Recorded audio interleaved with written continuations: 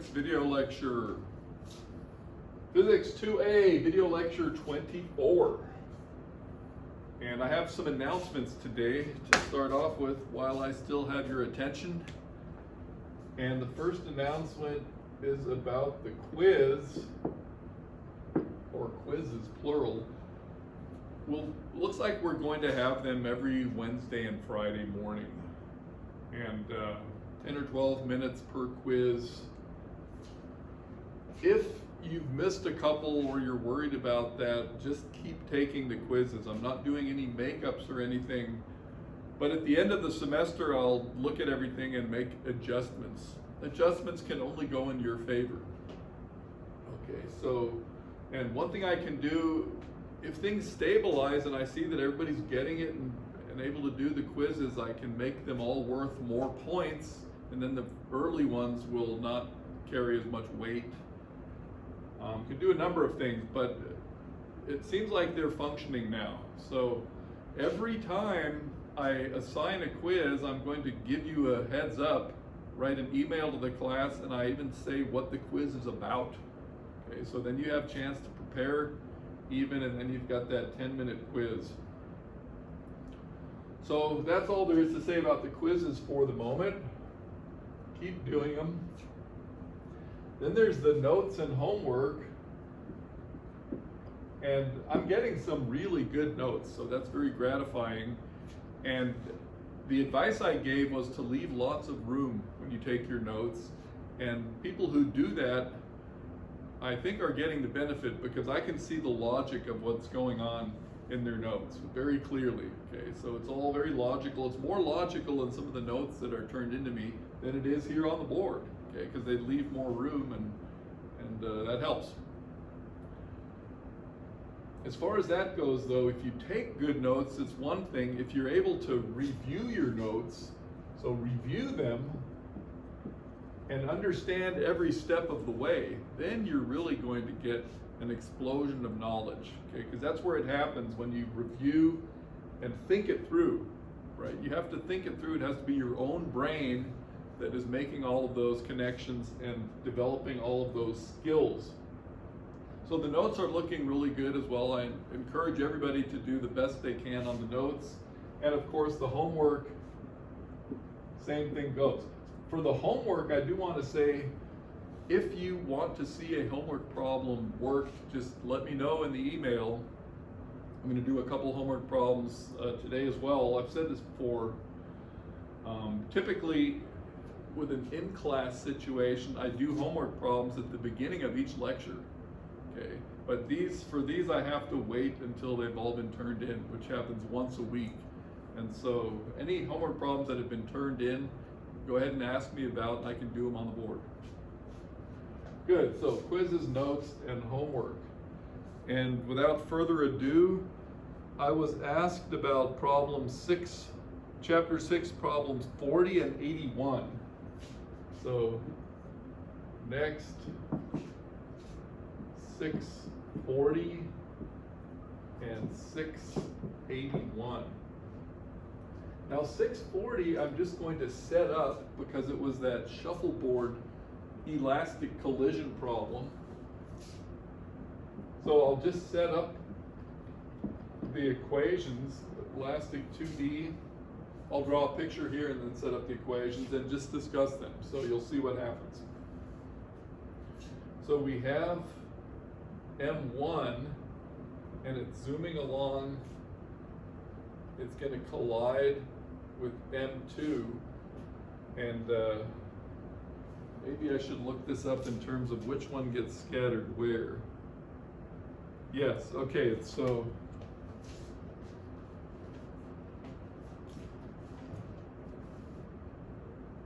it actually hits it there because M2 is scattered in this direction and M1 is scattered in this direction. So 1 and 2 are scattered like that. I could even give them a color.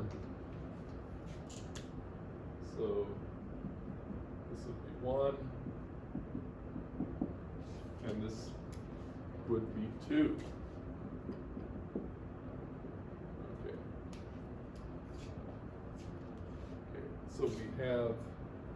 an angle theta, we have an angle phi, and we have natural x and y axes like this.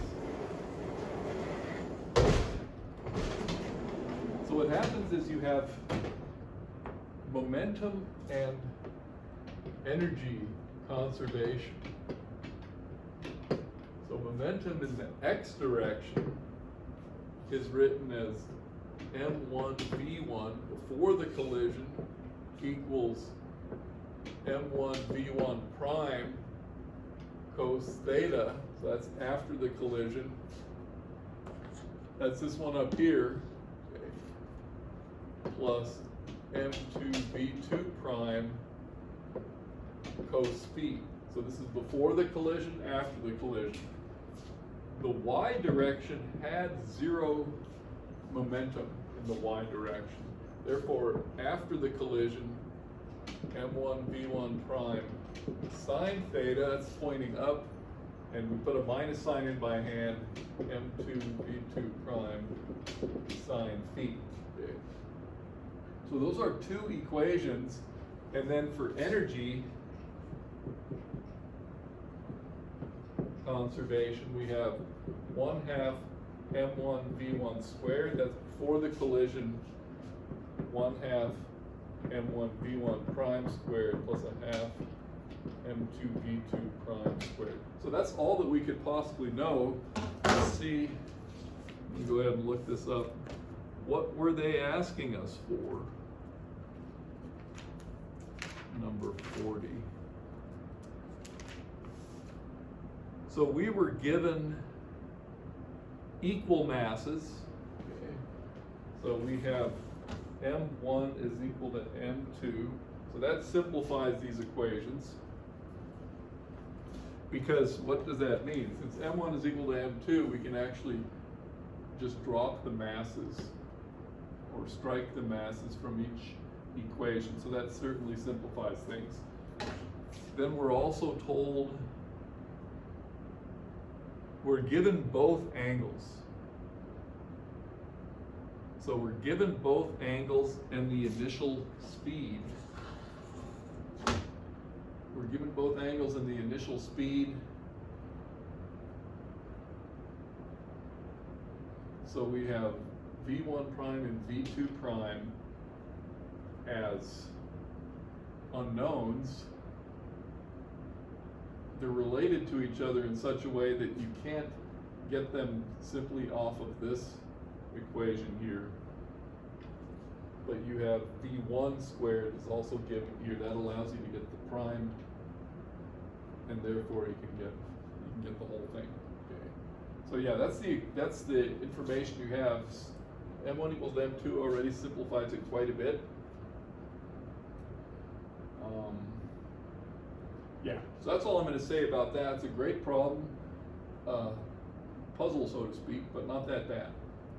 The second problem is problem 81, and this was a bullet striking a block, but instead of the block going up in the air, or instead of the block going up on the arc, which was the ballistic pendulum, this thing just skids to a stop. It skids to a stop in a distance d. And the reason it skids to a stop is because it has friction, friction with the table. So you have a block. Here we go. So we have a bullet that hits this block. So here's my bullet, hits the block, penetrates it, and the whole thing skids to a stop in distance d. That's the idea. So on this problem, make sure this thing isn't in the way. Probably wasn't in the way. So we have momentum. So this is mv, this is capital M. And it's like the ballistic pendulum, but let's just write this down. We have momentum, and then we say mv, m plus capital M v prime. Okay. Now energy or work work, kinetic energy, and we'll put the arrow in both directions there. What we have for the post-collision is that this block is now moving with its bullet with speed v prime, and it's going to skid to a stop. So it has, you have 1/2 m plus lowercase m v prime squared, and the work is going to just be done by friction. So I'm going to say it's friction, which is a force, times d. Friction times, force times distance, force times displacement is work, okay? And the work is coming from this kinetic energy, but the friction is m plus m. Okay, I'm going to make some room right here. The friction is the normal force, so it's mu times m plus mg. That's the frictional force. Mu times the normal force is just the weight, okay, as we're sliding on that table. So we've got that times d.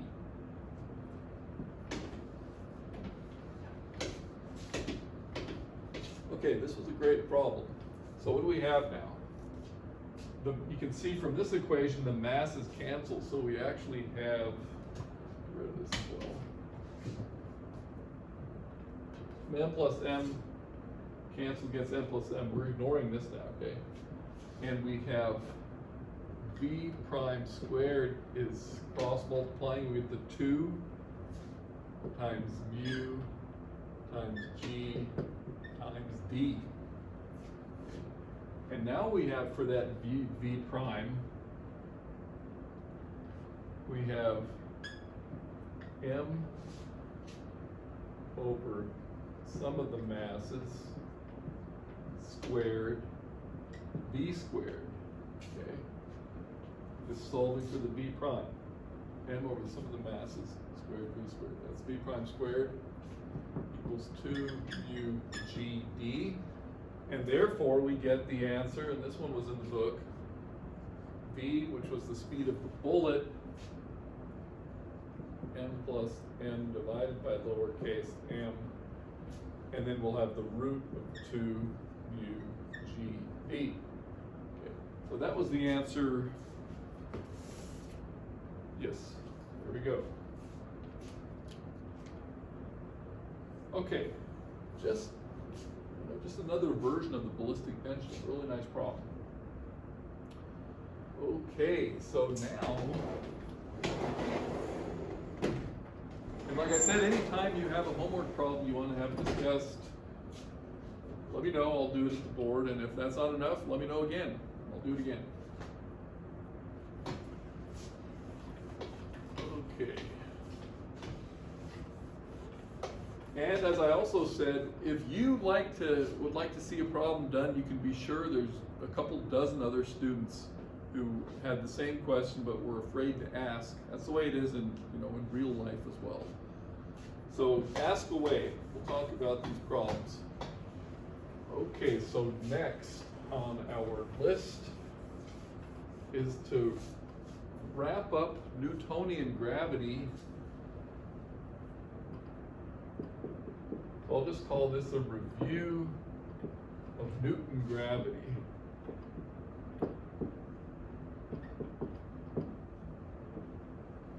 Because we did a lot of great stuff there, and now we can put things together.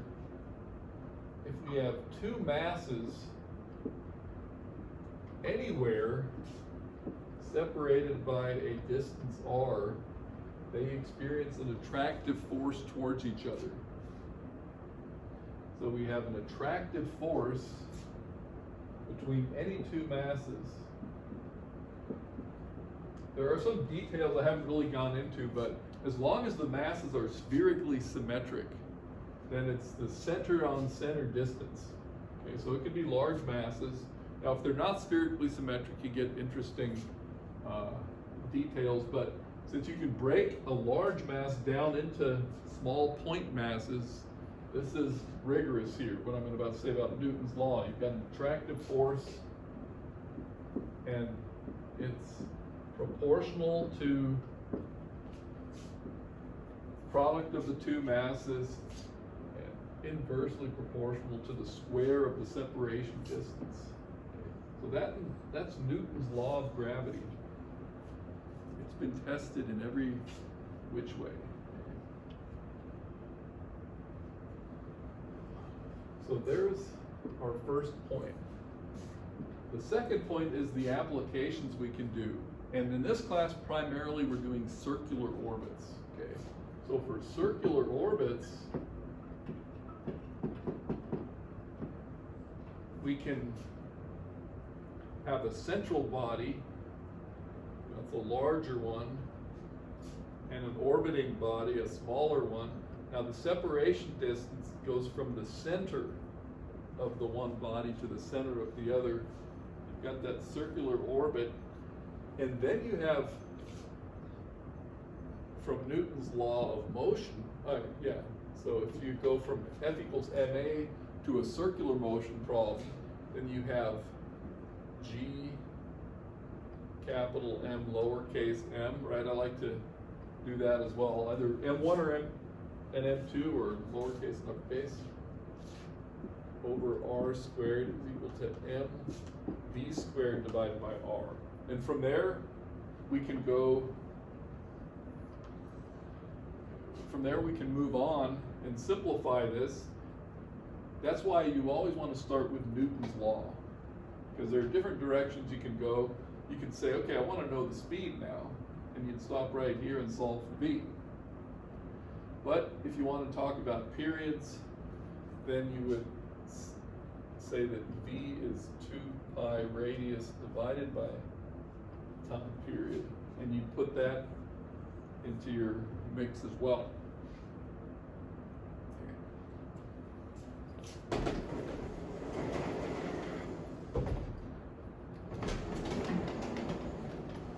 Now there are so many satellites orbiting our Earth, artificial satellites these days, that it's actually worth an entire discussion just on that.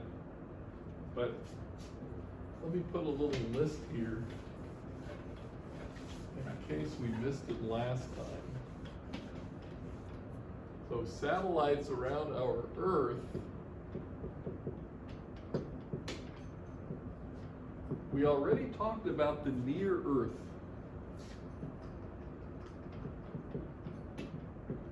Near Earth, and in fact we didn't even need Newton's law for the near Earth. We found that the orbital speed is the square root of the radius of Earth times g. But that certainly comes out of this equation here as well, because we know that g is equal to capital G mass of Earth divided by radius Earth squared. Okay, so that was consistent. We got this just from the fact of the horizontal throw the first time around. And then period is 2 pi r divided by v. We call it v0, v orbit. And you can calculate those as well. This is about 7,900 meters per second, and this is less than an hour and a half in seconds. Okay, I wanted to introduce a couple of other orbits. The next one is called the geostationary. The geostationary orbit is at the proper distance so that it tracks a certain point above, a certain point on Earth. So in order to do that, you need the period is equal to 24 hours. And the idea is that you've got Earth here, and you've got a very large orbit such that the satellite here, I'm just letting the Earth rotate like this. It's not tilted right now for us, okay? The Earth rotates about its axis once every 24 hours. This satellite orbits once every 24 hours, it's always above the same spot on Earth. If you have a satellite dish, you're pointing it at a satellite that's out there at a great distance. So the geostationary orbit, really important. And you know, you can use this equation to figure out the distance. So let's go ahead and plug these two together one more time, because it's not a result that we want to memorize. We have gm, the lowercase m cancels over r squared is v squared over r,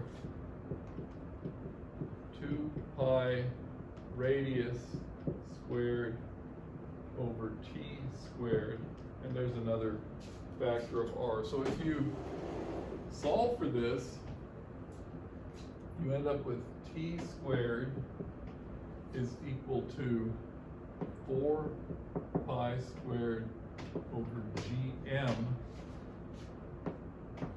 times r cubed. In other words, you're really just getting Kepler's third law. Yeah, so make sure we've got that, right? We've got cross multiply over, we've got r squared r to the fourth over r is r to the third. We get 4 pi squared, t squared over here. Yeah, so there you go. Now, suppose you want to know the distance from the center of the Earth of this geostationary orbit. You want to know r, which goes from here all the way out to there. Then this is Newton's gravitational constant. This is the mass of the Earth. This is 24 hours expressed in seconds squared, and this is that distance cubed. So I would just say solve for r, don't plug any numbers in, solve for r first, and then plug your numbers in, and then you'll get that distance. Okay. That's a geostationary orbit.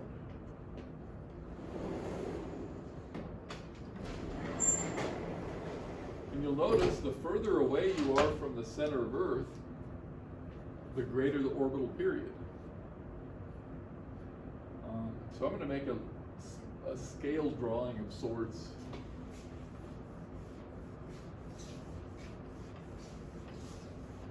Yeah, like I said, this is a really rich topic and we could spend too much time on it, but you want to have heard these things. So suppose we have Earth. Here, I'm just going to make one up. There's our Earth. That's its radius here. With my ruler, I'm looking at about 5 centimeters right now. Yeah, not bad. Okay. Look at about 5 centimeters for the radius on the board there. So a near Earth orbit is essentially, on this scale of things, it's just skimming the surface. Okay. Now the geostationary orbit, if you calculate it, you're going to find it's about 5 or 6 Earth radii away, so the geostationary would be about this far. Okay. Maybe a little more, hold on. Be about like that. Okay. So there's our satellite. So now we're doing a top view. So its orbit is this circle right here. And if you look these up online, get some images for geostationary orbits, you're going to be looking at something like this. So here T, approximately 1.4 hours. Here the period approximately, or it's actually exactly 24 hours. 24 hours. And if you have satellites in between, and there are satellites in between, the GPS satellites are between these two radii, you'll have orbital periods between 24 and 1.4 hours. So there's one more important satellite, and it's the moon. Okay, that's the one satellite orbiting Earth that's not man-made. There are hundreds, even thousands of these man-made satellites orbiting Earth now.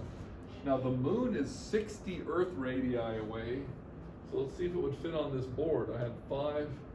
Well, it won't fit on the board because I would need 3 meters. So it's 5 centimeters in the Earth radius. 60 times 5 is 300. Well, let's see where 3 meters is. There's our Earth, there's 1. Maybe it'll fit on this other board. 2, I think it will. 3 meters is out here. Let's see if my camera is going that far.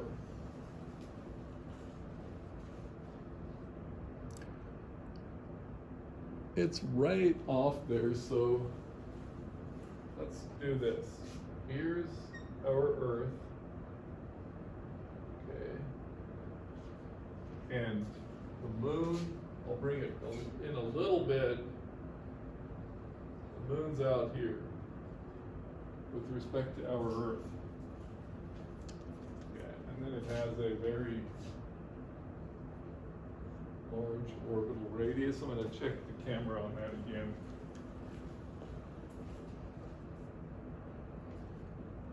I'm seeing it.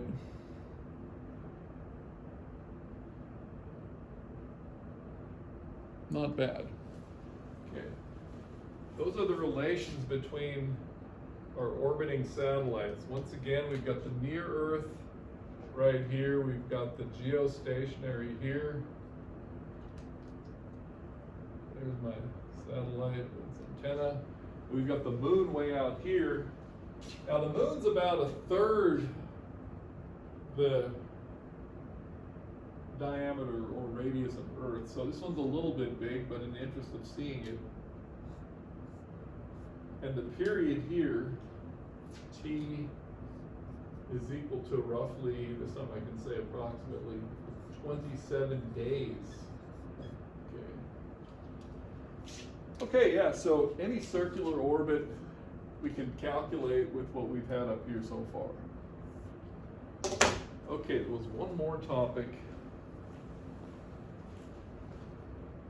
in our review, and I'll just leave this right here. Energy and Newtonian gravity.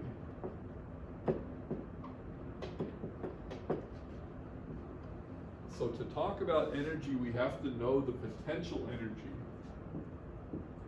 And the potential energy U sub gravity is minus G mm or m1, m2, take your pick, divided by r with 1 power of r and with this minus sign crucially being there. Okay. Its graph therefore looks like this, just a 1/r graph with a minus sign in front of it.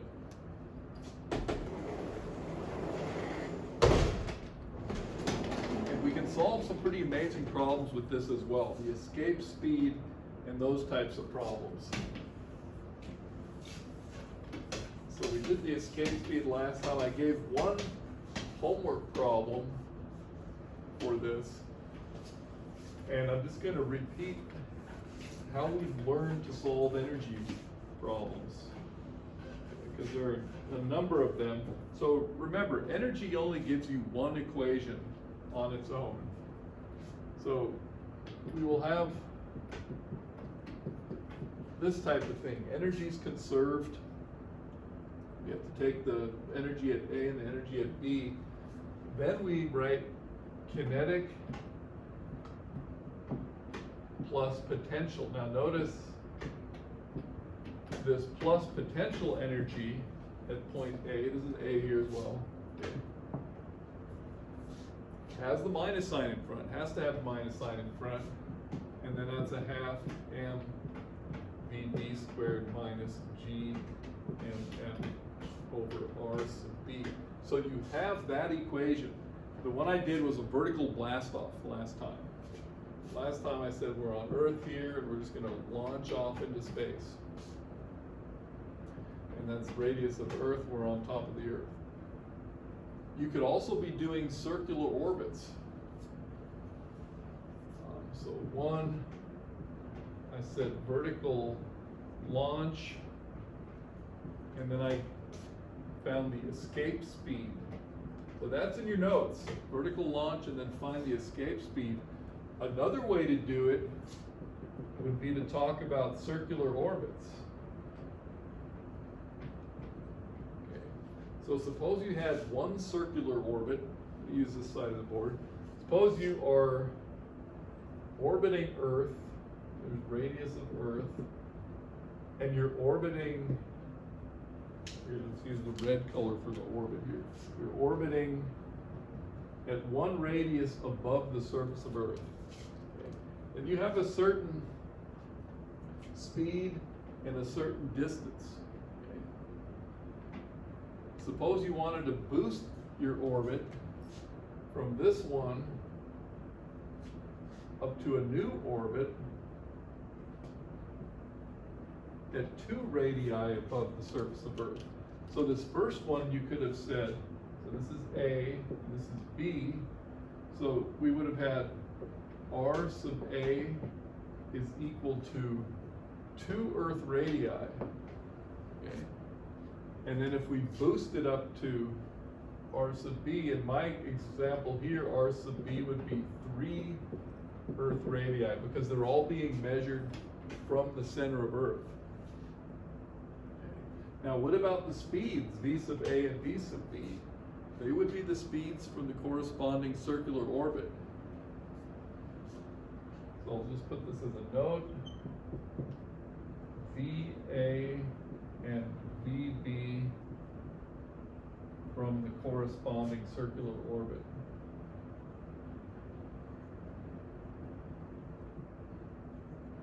Corresponding circular orbit, which we just talked about, which is using these expressions right here. So just to make sure this is written down, the example here was we're orbiting Earth at a radius, 1 full Earth radius above the surface of Earth, which means it's 2 Earth radii from the center, and then we're going to boost it up to a higher orbit. And this would be our equation to figure out, for example, the difference in energy that it took. Because we could calculate the energy of the one orbit and the energy of the other orbit.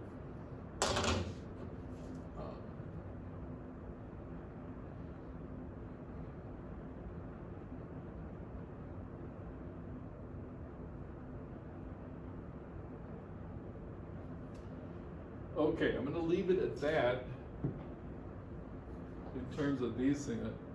I'm just wondering if I just made an ambiguous statement here.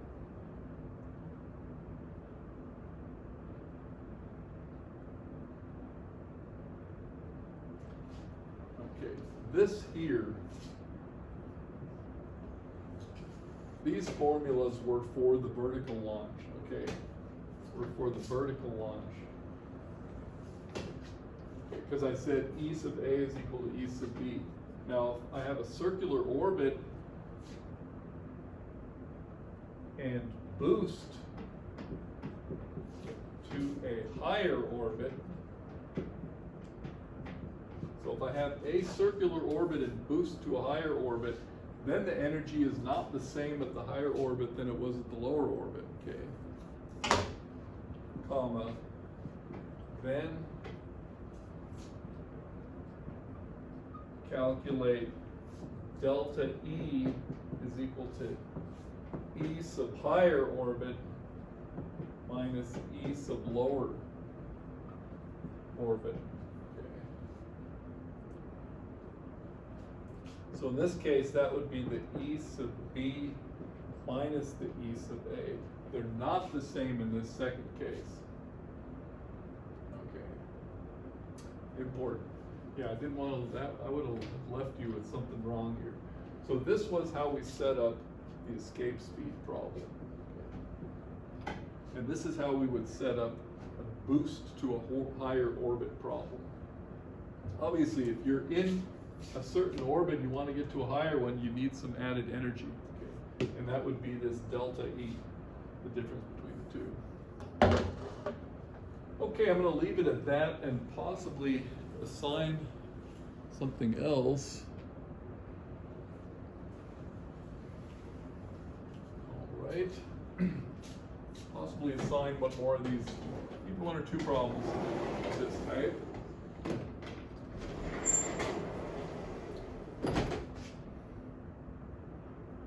Yeah.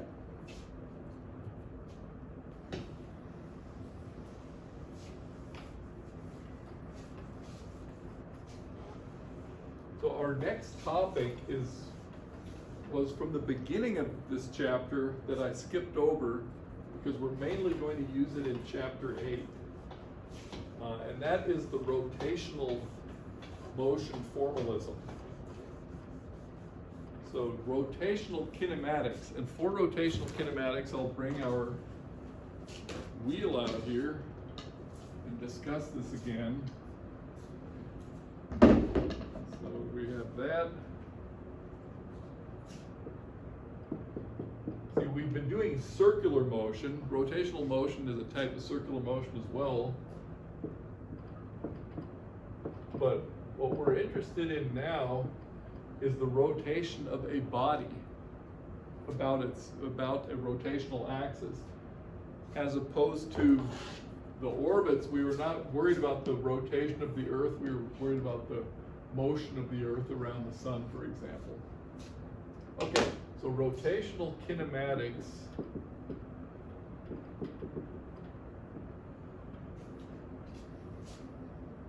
and here's what I'm going to do. I'm just going to bring in the definitions. So we have the definition of the angle, theta, and you remember we had R S along the perimeter and theta. Okay. So theta was just equal to S divided by R. The unit of theta is a dimensionless unit called the radian. Okay. Is the radian. And 2 pi radians equals 360 degrees. So we don't have to memorize that, we just keep it in the back of our mind. Okay, so we have the radian. 2 pi radians gives you a full rotation. So that is angle. Now we have angular displacement.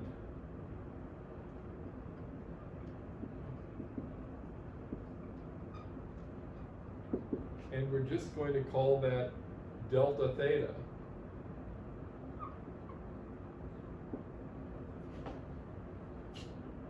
Has the same units, of course, of radians.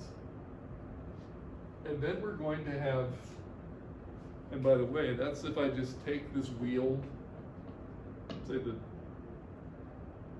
red dot is up, and I'm going to rotate by this much. Okay, I'm going to rotate by that exact radian that I discussed the other day. Okay, this slice of pi, that's 1 radian of angle. Okay, so I displace it. The next term, and this the way I'm building this up, it's gonna ring a bell momentarily. Angular velocity, we have the letter, Greek letter omega equals delta theta over delta t. And the units of omega are apparently radians per second. Okay. Now, at this point, you see me building up a set of kinematic quantities, angle, displacement, velocity. It's exactly the way we did the linear quantities some weeks ago. So for that reason, I'm going to start a chart here, side by side. You do that in your notes too, because it's going to be a complete list. So here we have position, which we call x, And so this is rotational, and here we're just going to put linear kinematics, because we've studied these before. Okay. So we have position x, and we have displacement delta x, and then as you guys remember, we had velocity v equals delta x over delta t. V equals delta x over delta t. Well, the angular ones, the rotational ones, are going to use Greek letters. So you got to break out your chart of Greek letters. Did I have you guys print out a chart of Greek letters before? Early on in the semester? If I didn't, I should have. So if you don't have them now, look up online a good page of the Greek alphabet, and print them out, then you have them there and you can get to know them better. Theta, and this is omega, okay? Lowercase omega. It's not a W, it's an omega, a little round. Okay, so, and what did we have here? We had meters per second. So we're going to continue this chart, this table. In fact, now that we see how this is being built up, we'll go ahead and do the linear ones.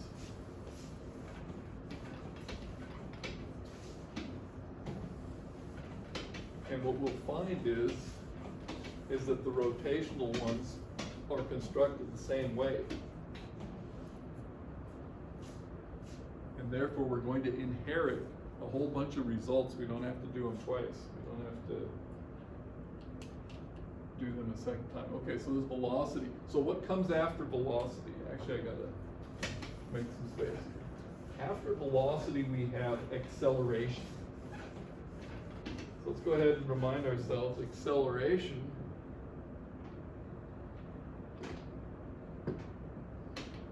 and that we said was A is delta V over delta T, and we know the units were meters per second squared.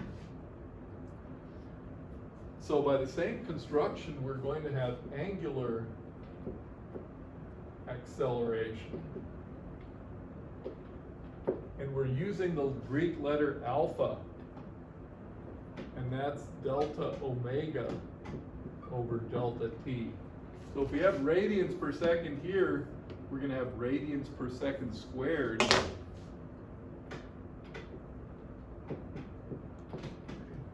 And it's the same conceptual framework, except now we're not moving along a straight line, we're just moving in a circle.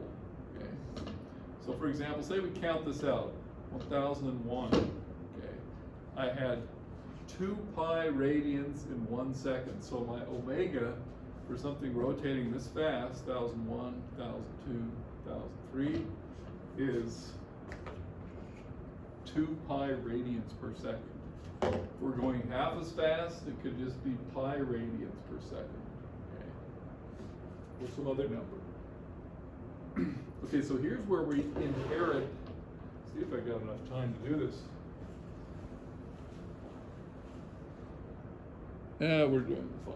So here's where we inherit some formulas. Because remember, after we introduced these linear kinematic formulas or definitions, then we had kinematics in 1 dimension for constant acceleration. Okay, 1-dimensional kinematics for constant acceleration. And we can just write these down. We've seen them so often. We have x equals x0 v0t plus a half at squared. Our free fall laws are in here. We have v equals v0 plus a times t. V squared equals v0 squared 2a x minus x0, right? We did the work to get these equations. We figured them out. Now we can go over to the angular world over here and do the same thing. So we're going to call this kinematics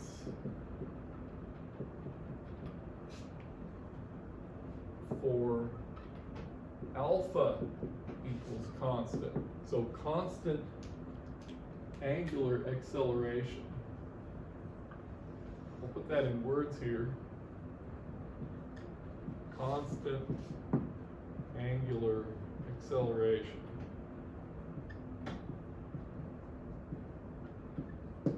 Constant angular acceleration, and we just translate these formulas with the new definitions, and we'll have rotational kinematics written down. Okay. Are we allowed to do this? Just take the formulas we know and translate them. We are allowed to do it because of the way the concepts are built. And so let's just go ahead and translate them. That first equation, we have theta 0 plus omega 0 t plus a half alpha t squared. The second one, omega 0 plus alpha t. And the third one, omega 0 squared plus 2 alpha delta theta, which is, say, theta minus theta 0. So those are rotational kinematic equations. And we got to practice them for a couple, do a couple problems out of chapter 7. And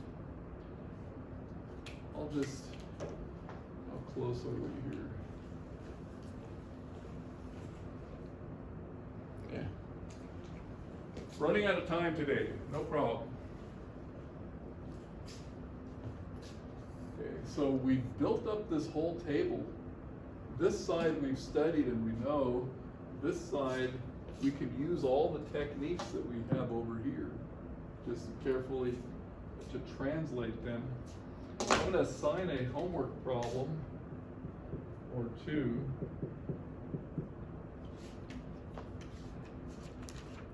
To do these. I don't really have time to work the example right now. So we'll just do a couple really easy ones. And then keep going.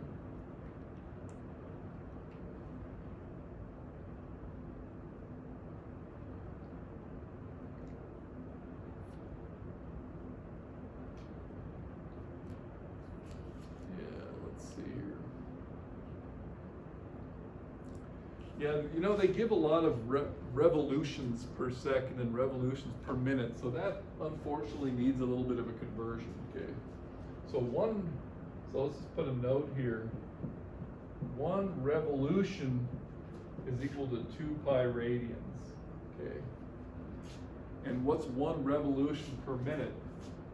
1 revolution per minute, which is an RPM, okay? That's 1 revolution per 60 seconds, okay? So that's 2 pi radians divided by 60 seconds. So, okay, yeah, I'd rather that we didn't have to deal with these conversions, but we do. Okay. So other than that, I'll assign,